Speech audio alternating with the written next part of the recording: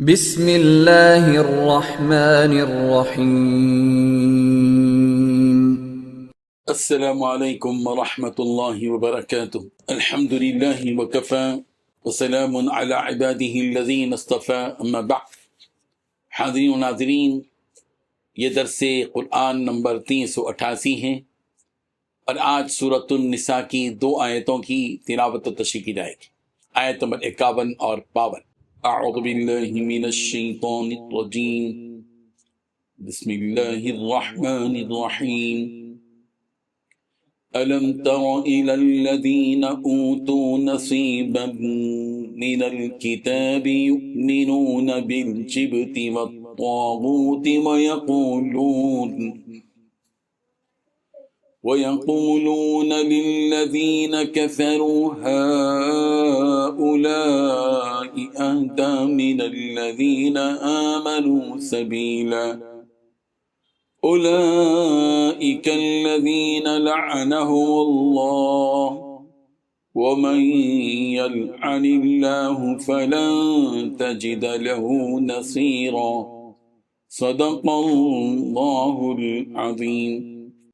لفظی ترجمہ یوں ہے، الم ترا، کیا آپ نے نہیں دیکھا، الی الذین، ان لوگوں کی طرف جو اوتو نصیبات، دیے گئے ہیں کچھ حصہ، من الکتاب، کتاب میں سے، یؤمنون، وہ ایمان لاتے ہیں، بالجبتی، بتوں کے ساتھ، والطاغوتی، اور شیطان کے ساتھ، ویقولون، اور وہ کہتے ہیں، للذین، ان لوگوں کے لیے جنہوں نے کفروا، کفر کیا، ہؤلاء، یہی لوگ، اہدیٰ، زیادہ ہدایت والے ہیں، من الذین، ان لوگوں کے مقابلے میں جو آمنوا، ایمان لائے، سبیلا، راستے کے لحاظ سے، اولئک الذین، یہ وہ لوگ ہیں کہ لعنہم اللہ، لعنت کی ہے ان پر اللہ نے، ومن یلعن اللہ، اور جس پر اللہ لعنت کرے، فلن تجدا، تو ہرگز نہیں پائیں گے آپ، لہو، اس کے لیے، نصیرا، کوئی مددگار۔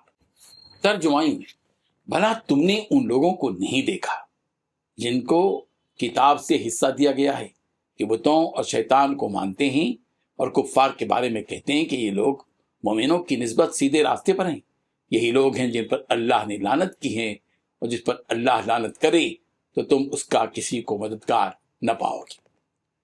ان 2 آیتوں میں 4 باتیں بیان کی گئی۔ پہلی بات، کیا آپ نے ان لوگوں کو نہیں دیکھا جن لوگوں کو کتاب میں سے ایک حصہ دیا گیا تھا، اس کے باوجود وہ بتوں اور شیطان کی تصدیق کر رہے ہیں۔ دوسری بات، یہ لوگ کتاب کا علم رکھنے کے باوجود کافروں کے بارے میں یہ کہتے ہیں کہ یہ مومنوں سے زیادہ سیدھے راستے پر ہیں۔ تیسری بات، یہ وہ لوگ ہیں جن پر اللہ نے لعنت کی ہے۔ چوتھی بات، جس پر اللہ کی لعنت ہو اس کے لیے تم کوئی مددگار نہ پاؤ گے۔ بزرگان محترم حضرت ابن عباس رضی اللہ عنہما فرماتے ہیں کہ یہودیوں کے علماء اور مذہبی قائدین جو قبیلہ بنی نذیر میں سے تھے، مکہ مکرمہ پہنچے۔ مکہ کے قریش نے آپس میں کہا کہ یہ لوگ یہود کے علماء ہیں، یہ لوگ پہلی کتابوں کا بھی علم رکھتے ہیں، ان سے دریافت کرو کہ ہمارا دین بہتر ہے یا محمد کا دین بہتر ہے۔ چنانچہ انہوں نے یہود کے علماء سے دریافت کیا۔ یہود کے علماء کو معلوم تھا کہ مکہ کے قریش مشرک ہے اور دین ابراہیم سے بھی ان کا کوئی تعلق نہیں ہے۔ اس کے باوجود یہود کے علماء نے جواب میں کہا کہ تم لوگ محمد سے اور ان کا اتباع کرنے والوں کی نسبت زیادہ ہدایت پر ہو، تم لوگ زیادہ ہدایت پر ہو۔ کس کے مقابلے میں؟ محمد اور ان کی اتباع کرنے والوں کے مقابلے میں۔